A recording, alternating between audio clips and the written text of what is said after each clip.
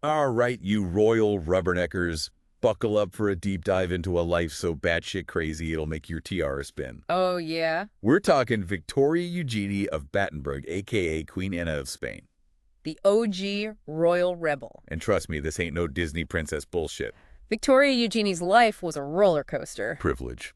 Tragedy. Scandal. All set against the backdrop of a crumbling monarchy. Let's cut the crap and get down to brass tacks. Okay. This chick was born at Balmoral. With Queen Victoria as her granny. Talk about a pedigree. But you know what comes with that blue blood? What? A whole lot of pressure to be perfect. Indeed. Imagine growing up under the watchful eye of Queen Victoria, the woman who practically invented uptight. Victoria Eugenie was the Jubilee baby. The what? The Jubilee baby, born during the grand celebration of her grandmother's 50th year on the throne. Talk about setting the stage for a life lived under a microscope. So spill the tea. Okay. What was little Ina's childhood like? Well, picture this, a childhood steeped in Victorian formality and routine. She later described the queen as a second mother kind, but strict with a love for all things proper. Even a casual what's up would probably get you a royal scolding. Sounds like a real buzzkill. But hey, at least she had a pony, right? Yes, although even that came with its own drama. Oh. At 6 years old, she took a nasty tumble from her pony. Ouch. Resulting in a severe concussion that had the royal physicians sweating bullets. Damn, that's some hardcore childhood trauma right there. But I guess royal life doesn't stop for a little head injury. No, it certainly doesn't. And tragedy struck again when her father, Prince Henry of Battenberg, died from a fever while on military duty in Africa. A devastating loss that undoubtedly shaped her outlook on life.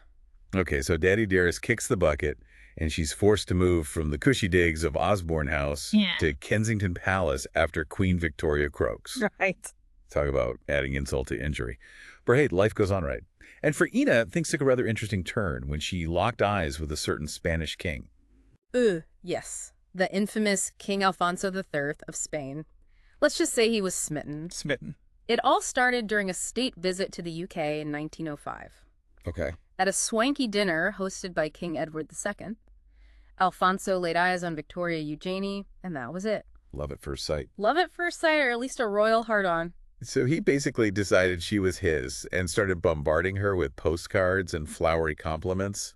Talk about a royal stalker, right? His persistence certainly paid off. So it worked. But their love story, like any good soap opera, had its fair share of obstacles. Such as? First and foremost, Alfonso's mother, Queen Maria Cristina, was not thrilled about the match. What was her deal? Was Ina not good enough for the Spanish royals or something? Was it a commoner situation? Queen Maria Cristina had several concerns. Okay. She viewed the Battenbergs as not quite royal enough due to the lineage of Prince Henry's mother. And let's not forget the religious hurdle. Religion. Ina was Anglican, Alfonso Catholic. A big no-no in those days. Yeah, back then switching religions was a bigger deal than switching teams at the Super Bowl. Absolutely. And then there was the elephant in the room. Uh-oh, what's that? The dreaded hemophilia. Queen Victoria, bless her soul, had passed this genetic disorder down through her descendants. And Victoria Eugenie's brother, Leopold, was a hemophiliac, meaning there was a strong chance she was a carrier. So this hemophilia thing was basically a ticking time bomb in the royal family, right? Yeah. A potential PR nightmare waiting to happen. You could say that. It cast a long shadow over royal families across Europe, impacting marriage alliances and even political stability. Hemophilia, as you might know, is a bleeding disorder. Where the blood doesn't clot properly, it's an X-linked recessive disorder, meaning it primarily affects males and is passed down through female carriers. Hold on, back up a sec. X-linked what, Jamuckalik? Give us the layman's terms, Doc. Okay, imagine genes like playing cards. Okay, I'm listening. Yeah? Everyone gets 2 cards for blood clotting, one from mom, one from dad. Females have 2 X cards, while males have an X and a Y. Now, the faulty card for hemophilia is only on the X. So if a woman has 1 faulty X and 1 good X, she's a carrier. A carrier. She's fine, but can pass on the faulty card to her kids. So she's like a walking genetic roulette wheel. Pretty much. If she has a son, there's a 50-50 chance he gets the faulty X and has hemophilia. Daughters are usually fine, but can become carriers like their mom. Makes for some tricky family planning, right? Damn, that's some fucked up genetics. Yeah. No wonder royal families were obsessed with keeping it hush-hush. But back to our star-crossed lovers. Okay. Did Alfonso give a shit about the hemophilia risk? Not one bit. Girl, He was head over heels, and even his mother's disapproval couldn't stop him. Finally, in January 1906, Queen Maria Cristina caved. Ina and her mother traveled to Spain for a chaperoned courtship, which I'm sure was a real snooze fest, and then the engagement was announced. Chaperoned courtship. Jesus, how did they even manage to bone? But okay, before we get to the wedding night shenanigans, let's talk about the conversion. She had to become Catholic.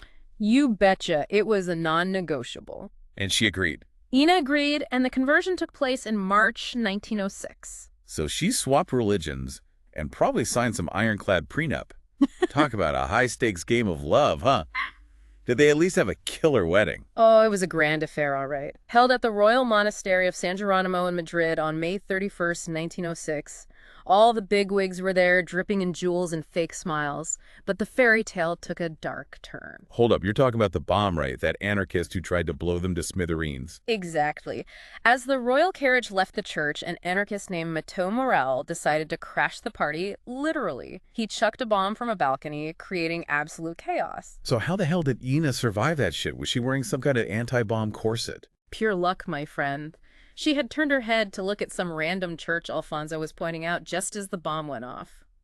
Her dress was splattered with blood, not hers, thankfully, but from a guard who was killed. Talk about a traumatic wedding gift. So they're married, they've dodged death. What could possibly go wrong next? Well, that's where things get even more complicated. Ina's life as Queen of Spain was just beginning, and let me tell you, it was far from a fairy tale. Okay, so the honeymoon's over, the confetti swept up, and Ina's stuck with the reality of being Queen of Spain. I bet those Spaniards weren't exactly throwing a fiesta in her honor. You're right, it wasn't all sunshine and paille. She was a foreigner, a Protestant turned Catholic. And let's be real, the Spanish people weren't exactly known for their open-mindedness. So she's navigating this viper's nest of a court, trying to learn the lingo. Yeah. And boom, she pops out a baby. A little prince to secure her spot and win over the masses. That's how it works, right? Well, you'd think so, wouldn't you? She gave birth to Alfonso the Prince of Asturias, heir to the throne. But as fate would have it, the hemophilia curse reared its ugly head. Oh, fuck, you're telling me the kid. He inherited the faulty gene, yes. They discovered it during his circumcision. The poor child wouldn't stop bleeding. It was a devastating blow to Ina and a major crisis for the monarchy. Imagine the whispers, the fear of future king who could bleed to death from a paper cut. Holy shit. And I bet Alfonso blamed Ina for it, didn't he? Yeah. Like it was her fault for carrying that damn gene. What a dick. It's certainly rumored that he did. It put an immense strain on their marriage. And Alfonso, well, let's just say he wasn't exactly known for his fidelity. Oh yeah, those rumors about him and Ina's cousin Beatrice. That's some next level fucked up family drama right there. It's never been confirmed, but the rumors were rampant. Either way, you can imagine Ina's humiliation.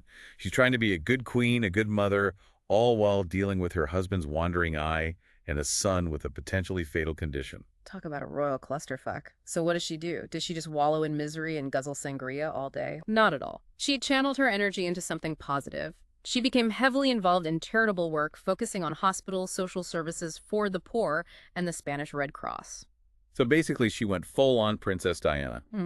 All about the humanitarian image and good deeds. There are definitely parallels. It's impossible to know her true motivations, but it seems she genuinely wanted to make a difference in the lives of ordinary Spaniards. Perhaps it was a way to find purpose and escape the turmoil of her personal life. Good for her. At least she found something to keep her busy, besides dealing with her asset of a husband. But things in Spain were about to go from bad to worse, right? The monarchy was on shaky ground. Absolutely. The political climate was volatile, republicanism was on the rise, and there was widespread discontent with the monarchy. It was only a matter of time before the whole damn thing exploded. And that explosion came in 1931, right? When the Spanish Republic was declared. Exactly. Municipal elections brought Republicans to power in major cities, and the writing was on the wall for the monarchy. Alfonso and Ina, along with their children, were forced into exile. Imagine having to pack your bags and flee your palace knowing you might never return. Damn, that's gotta sting.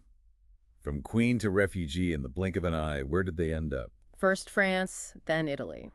But the exile marked the end of their already fractured marriage. They officially separated, and Ina spent most of her remaining years bouncing between the UK and Switzerland. So, from the heights of royal power to a lonely exile. Talk about a fall from grace.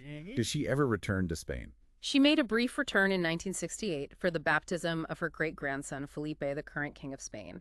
But it was a fleeting visit, a ghost of her former life. She never truly went back. So much for happily ever after. It's like a Shakespearean tragedy, but with more diamonds and less iambic pentameter. Yeah. What about Alfonso? Did he ever try to win her back, beg for forgiveness, that sort of thing? Not really. He died in 1941, having transferred his rights to the Spanish throne to his son Juan. Ina outlived him by almost 30 years. Damn, that's cold. So she was a queen without a king, a mother to sons who inherited a deadly disease and exiled from her adopted country. Sounds like she got dealt a pretty shitty hand. But hey, at least she had those fabulous jewels to keep her company, right? She did have an impressive collection. And in a final act of defiance, she left specific instructions in her will for some of them to be passed down through future queens of Spain. A little piece of her legacy sparkling on the crowns of her successors. Well, there you go. Even in exile, Ina knew how to make a statement. So we spent like 2 hours talking about Ina's life. Yeah. From the good, the bad, and the just plain ugly. Royal privilege, bombs, hemophilia, drama in exile. Jesus Christ, it's enough to make anyone swear off marriage and kids, am I right? It's certainly a story that makes you think. So let's wrap this shit up with the final verdict. Was she a badass queen who played the game like a pro or just a pawn in this whole fucked up world of royalty? I mean, it's not that simple, is it? Victoria Eugenie was a complex woman. She dealt with some seriously heavy shit. You have to remember the context. She was born into a time of insane social constraints and expectations. Her life was often dictated by forces beyond her control. Okay, I get it, the whole being born a royal thing wasn't exactly a picnic. But still, she made some choices that landed her in some deep shit, like marrying Alfonso. That's true, but even then she tried to make the best of a bad situation. Look at her work with charities. The charities. Advocating for healthcare and social services, those were genuine contributions to Spanish society. Okay, so maybe she wasn't just some spoiled princess swanning around in fancy dresses. No, not at all. She actually rolled up her sleeves and tried to make a difference. She faced criticism, isolation, and even threats to her life. But she kept going. And let's not forget the heartache of watching her son suffer from hemophilia. That's a pain no parent should have to endure. God, yeah. Talk about a punch to the gut. And then to top it all off, she ends up exiled, separated from her husband and the country she called home. That's a rough ending to a life that started with so much promise. It's a reminder that behind the fairy tale facade of royalty, there's often pain, heartbreak, and a whole lot of bullshit. So the million-dollar question. Do you think Ina had any regrets? About? Marrying Alfonso, becoming queen, the whole 9 yards. We can only speculate, of course. But from what we know, she faced her challenges head-on with resilience and a commitment to serving others. She may not have gotten her fairy tale ending, but her life was far from insignificant. Damn straight. Ina may have been a queen, but she was also a human being who went through some serious shit.